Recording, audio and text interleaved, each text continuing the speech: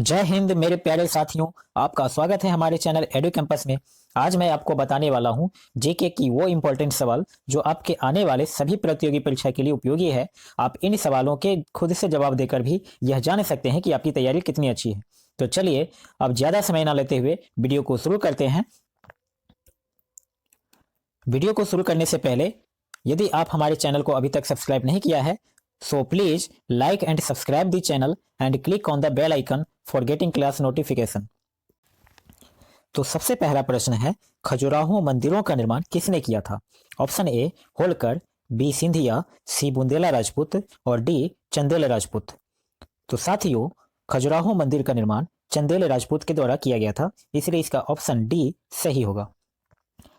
खजुराहो मंदिर मध्य प्रदेश के छतरपुर जिले में है। कहां पर है? मध्य प्रदेश के छतरपुर जिले में है। और यह मंदिर चंदेल वंश के शासक चंद्रवर्मन के द्वारा बनाया गया था और यह नागर शैली में निर्मित है। यह मंदिर नागर शैली का उदाहरण है।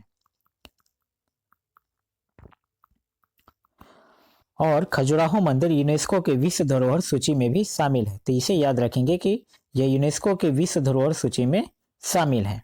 अब यूनेस्को क्या है?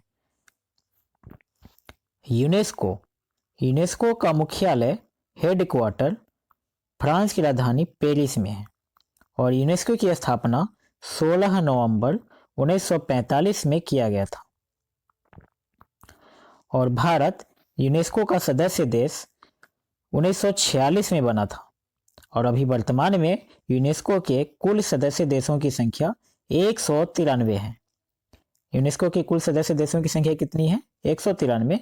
और भारत कब बना था यूनेस्को का सदस्य? 1946 में। और इसकी स्थापना 16 नवंबर 1945 में किया गया था, जबकि अभी वर्तमान में यूनेस्को के अध्यक्ष आंद्र अजोले हैं। अभी यूनेस्को के अध्यक्ष कौन है वर्तमान में? Andre Azoulay. तो चलिए अब अगली प्रश्न की तरफ बढ़ते हैं। अगले प्रश्न से पहले नोट दिया गया है कि मध्य प्रदेश के छतरपुर जिले में स्थित खजुराहो मंदिर समूह के लिए प्रसिद्ध है। इन मंदिरों का निर्माण 10वीं-12वीं सदी ईस्वी में चंदेल शासकों के शासनकाल में हुआ था। अगला प्रश्न है, अजमेर में 2.5 दिन का झोपड़ा किसने बनवाया? Option A Qutbuddin Aibak, B Alauddin Khilji, C Balban और डी मोहम्मद बिन तुगलक। तो साथियों, इसका सही जवाब हो जाएगा option number A Qutbuddin Aibak. 2.5 दिन का झोपड़ा कुतुबुद्दीन ऐबक के द्वारा बनाया गया था। अच्छा, कुतुबुद्दीन ऐबक मोहम्मद गौरी का गुलाम था। इसने 1194 ईस्वी में संस्कृत विद्यालय के स्थान पर इन्होंने अपना 2.5 दिन का झोपड़ा बनवाया था। यह झोपड़ा 2.5 दिन में बना था, इसलिए इसे 2.5 दिन का झोपड़ा कहा जाता है और यह राजस्थान के अजमेर में है। तो याद रखेंगे 2.5 दिन का झोपड़ा कहाँ है? राजस्थान के अजमेर में। और इसका निर्माण किसने रखा? इसका निर्माण किसने किया? कुतुबुद्दीन ऐबक ने। तो अगले प्रश्न की तरफ बढ़ते हैं। अगला प्रश्न है, निम्नलिखित में से किस सुल्तान ने सती प्रथा को रोकने का प्रयास किया? Option number A Alauddin Khilji, B Mohammad bin Tughlaq और सी जलालुद्दीन खिलजी और डी फिरोज तुगलक। तो इसका सही जवाब होगा Mohammad bin Tughlaq, option number B. निम्नलिखित में से किस सुल्तान ने सती प्रथा को रोकने का प्रयास किया? मोहम्मद बिन तुगलक ने। और जबकि सती प्रथा का अंत 1829 में राजा राम मोहन राय के द्वारा किया गया था। इसे याद रखेंगे, सती प्रथा का अंत किसने किया? राजा राम मोहन राय ने। और सबसे पहले सती प्रथा को रोकने का प्रयास किसने किया? मोहम्मद बिन तुगलक। अब अगला प्रश्न है, प्रश्न संख्या 4, निम्नलिखित शासकों में से किसने विजय स्तंभ का निर्माण किया था? Option number A Rana Kumbha, B Rana Sanga, C Rana Ratan Singh, D Rana Hamir. तो साथियों, इसका सही जवाब हो जाएगा option number A Rana Kumbha. Vijay Stambh का निर्माण राणा कुंभा के द्वारा किया गया था और विजय स्तंभ राजस्थान के चित्तौड़गढ़ में। कहाँ पर है? राजस्थान के चित्तौड़गढ़। तो इसे याद रखेंगे, विजय स्तंभ का निर्माण राजस्थान के चित्तौड़गढ़ में किया गया राणा कुंभा के द्वारा। इसका ऑप्शन नंबर ए सही है। अब अगले प्रश्न है, प्रश्न संख्या 5, जब ईस्ट इंडिया कंपनी की गठन हुई थी उस समय भारत का मुगल बादशाह कौन था? Option number A Akbar, B Jahangir, C Humayun और डी औरंगजेब। साथियों, ईस्ट इंडिया कंपनी की स्थापना 31 दिसंबर 1600 को हुआ था। इस समय भारत का मुगल बादशाह जहांगीर था, तो इसका ऑप्शन नंबर बी सही हो जाएगा। ईस्ट इंडिया कंपनी के गठन के समय भारत का मुगल बादशाह कौन था? जहांगीर। चलिए अगले प्रश्न की तरफ बढ़ते हैं। अगला प्रश्न है, इंग्लैंड के तत्कालिक राजा जेम्स प्रथम द्वारा जहांगीर के शाही दरबार में राजदूत के रूप में निम्नलिखित में से किसको भेजा था? Option number A Captain Hawkins, B William Tod, C Sir Thomas Roe और डी सर वाल्टर रेले। तो साथियों, इसका सही जवाब हो जाएगा कैप्टन हॉकिंस। इंग्लैंड के तत्कालिक राजा जेम्स प्रथम द्वारा जहांगीर के शाही दरबार में कैप्टन हॉकिंस को भेजा गया था। ठीक है, अब अगले प्रश्न की तरफ बढ़ते हैं। अगला प्रश्न है, नाना साहब के नाम से किसे जाना जाता है? ऑप्शन नंबर ए बाजीराव प्रथम, बी बालाजी बाजीराव, सी बालाजी विश्वनाथ और डी माधवराव। तो साथियों, इसका सही जवाब हो जाएगा option number B Balaji Bajirao. Balaji Bajirao Kanpur में गदर का नेतृत्व भी किया था इन्होंने, और बालाजी बाजीराव को धोंदू पंत भी कहा जाता है। इनका मूल नाम धोंदू पंत था। अब अगले प्रश्न की तरफ बढ़ते हैं। अगला प्रश्न है प्रश्न संख्या 8, प्रथम आंग्ल मराठा युद्ध किस संधि द्वारा समाप्त हुआ था? Option A Surat, option B Bassein और सी सालाबाई और डी पुरंदर की संधि। तो प्रथम आंग्ल मराठा युद्ध किस युद्ध से समाप्त हुआ था? तो सालाबाई के संधि के द्वारा समाप्त हुआ था। इसका ऑप्शन नंबर सी सही हो जाएगा। अगले प्रश्न की तरफ बढ़ते हैं। अगला प्रश्न है, निम्न में से कौन सा भारत में आने वाला पहला अंग्रेजी जहाज था?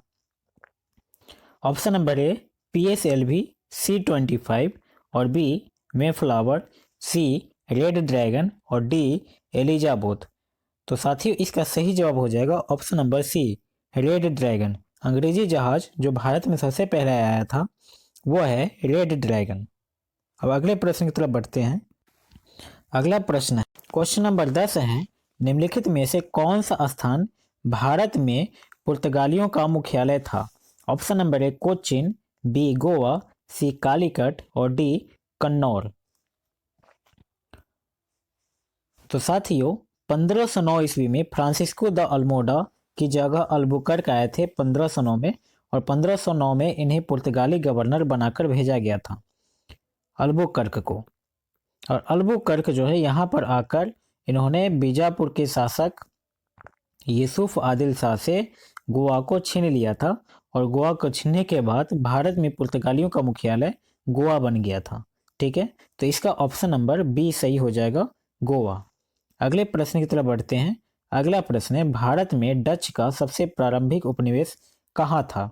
Option number A Masulipatnam, B Pulicat, C Surat और डी अहमदाबाद। तो इसका सही जवाब हो जाएगा option number A Masulipatnam. Dutch का प्रारंभिक उपनिवेश भारत में कहाँ पर था? मुस्लिम पट्टनम में। उसके बाद दूसरा उपनिवेश बना पुलिकट। तो याद रखेंगे पहला क्या था? मुस्लिम पट्टनम। अगला प्रश्न है प्रश्न संख्या 12, भारत के लिए समुद्री मार्ग की खोज का श्रेय किसे दिया जाता है?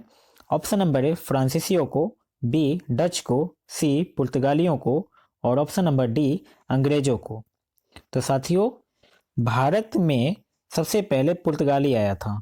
पुर्तगाली 17 मई 1498 को समुद्री मार्ग का खोज करते हुए भारत में आया।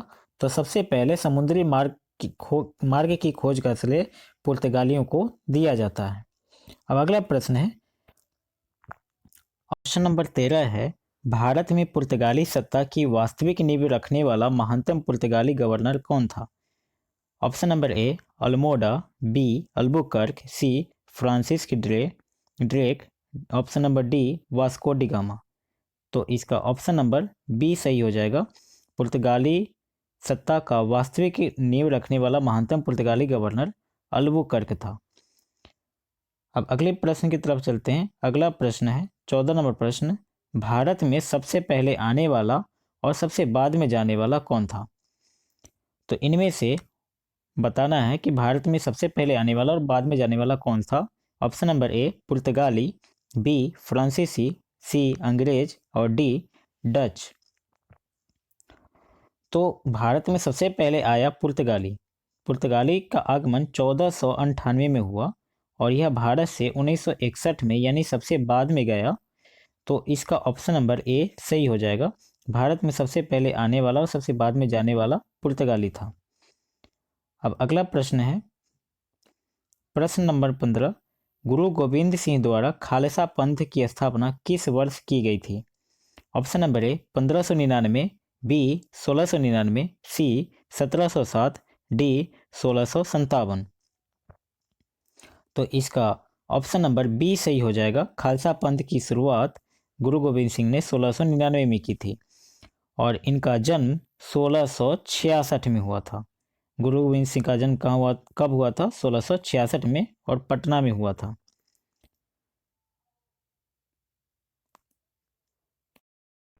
अब अगला प्रश्न है क्वेश्चन नंबर 16। क्वेश्चन नंबर 16 है गुरु नानक का उत्तराधिकारी कौन है? ऑप्शन नंबर ए गुरु अंगद, बी गुरु रामदास, सी गुरु अर्जुन और डी गुरु हरगोविंद। तो साथियों इसका सही जवाब हो जाएगा गुरु अंगद। गुरु नानक के बाद कौन बने थे सिख धर्म के गुरु? गुरु अंगद। इसलिए इसका ऑप्शन ए सही हो जाएगा। अगले प्रश्न की तरफ बढ़ते हैं। अगला प्रश्न है अकाल तख्त का निर्माण किसने कराया था? गुरु रामदास ने, ऑप्शन नंबर ए गुरु रामदास ने, बी गुरु तेग बहादुर ने, ऑप्शन नंबर सी गुरु हरगोविंद ने और डी गुरु नानक ने। तो इसका सही जवाब हो जाएगा ऑप्शन नंबर सी गुरु हरगोविंद ने। अब अगले प्रश्न की तरफ बढ़ते हैं। अगला प्रश्न 18 नंबर प्रश्न है गुरु नानक का जन्म स्थान कौन सा था? Option number A Gurdaspur, B Amritsar, C Lahore और डी तलवंडी। तो साथियों इसका सही जवाब हो जाएगा गुरु नानक का जन्म स्थान तलवंडी में हुआ था। ऑप्शन नंबर डी इसका सही जवाब हो जाएगा। तलवंडी में इनका जन्म 15 अप्रैल 1469 में हुआ था और इनकी पत्नी का नाम माता सुलखनी था, माता सुलखनी। और तलवंडी कहाँ पर है? तो तलवंडी वर्तमान में पाकिस्तान में है। अब अगले प्रश्न की तरफ बढ़ते हैं।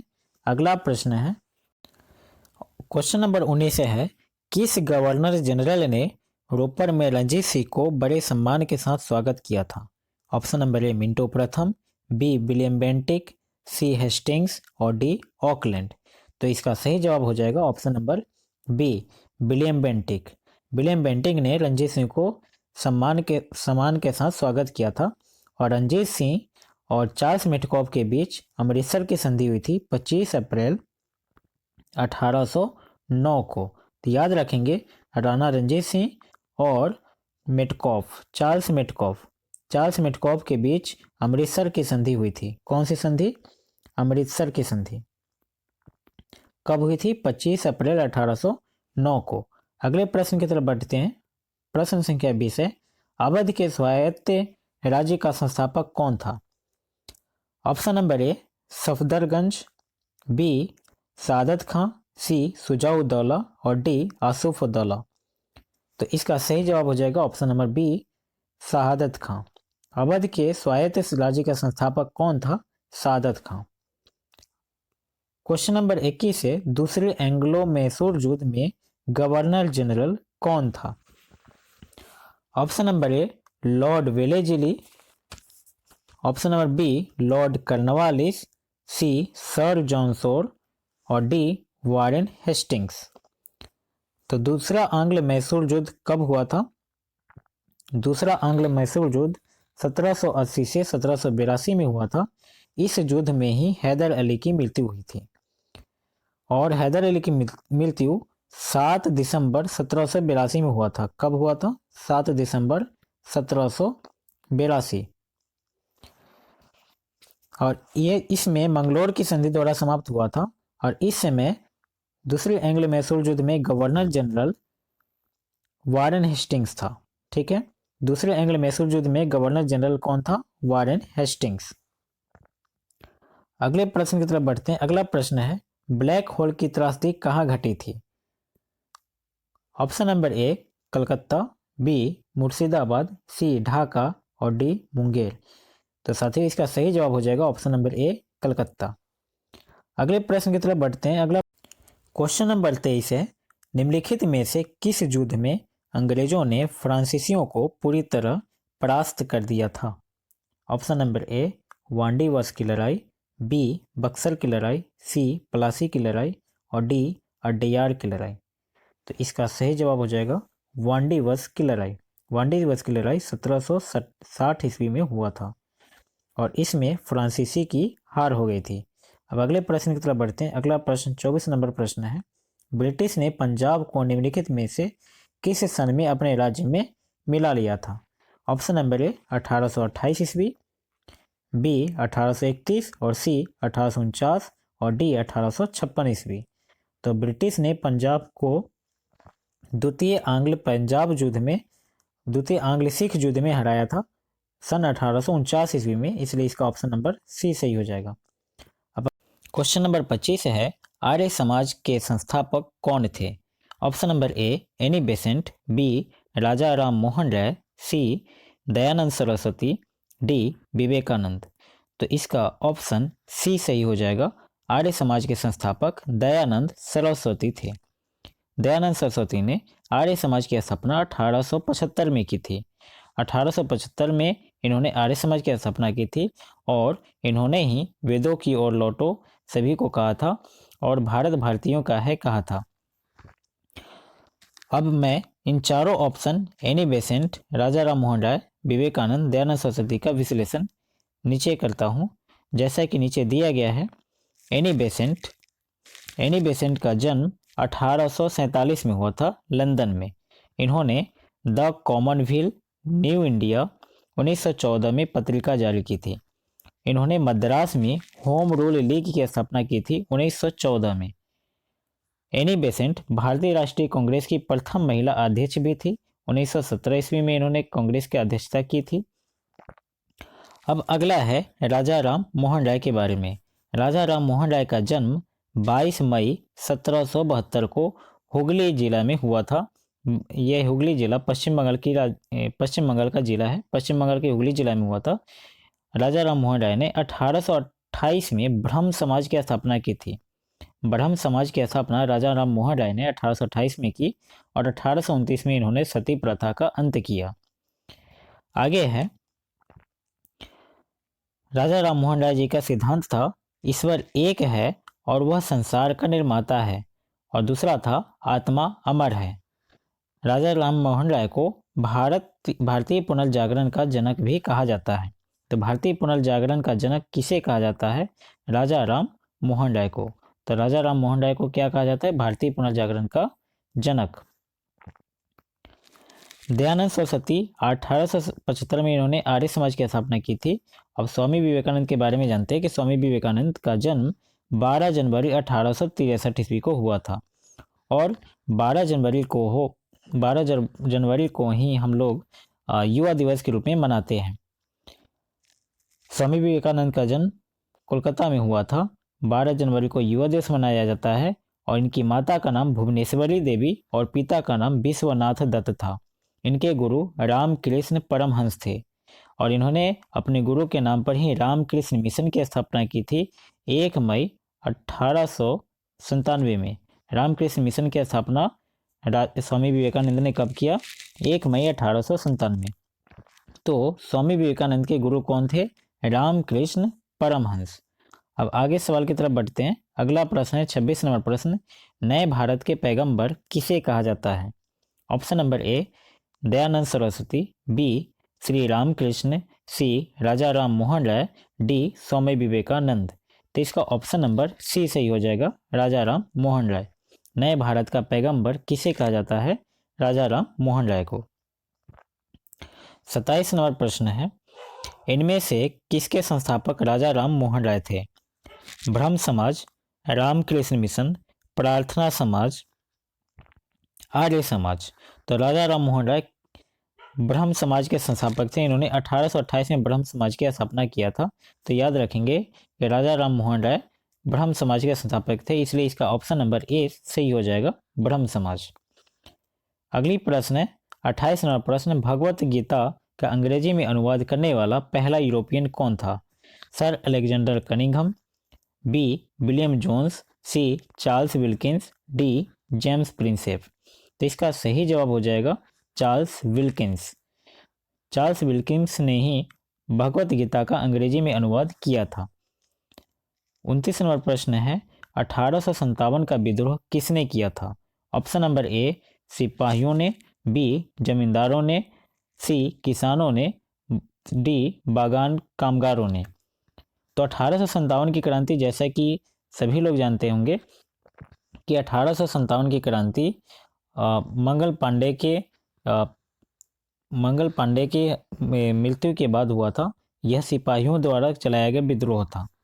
ठीक है, अगले प्रश्न की तरफ बढ़ते हैं। अगला प्रश्न 30 नंबर प्रश्न है, भारत में राजस्व एकत्र करने के लिए अस्थायी बंदोबस्त की प्रणाली की शुरुआत किसके द्वारा की गई थी? Option number A Lord Curzon के द्वारा, बी लॉर्ड डलहौजी के द्वारा, सी लॉर्ड हेस्टिंग्स के द्वारा और डी लॉर्ड कर्नवालिस के द्वारा। तो इसका ऑप्शन नंबर डी सही हो जाएगा, कर्नवालिस के द्वारा। तो साथियों, आज का प्रश्न यहीं समाप्त होता है। तो आपको यह वीडियो कैसा लगा, ये आप जरूर कमेंट में बताइएगा। धन्यवाद।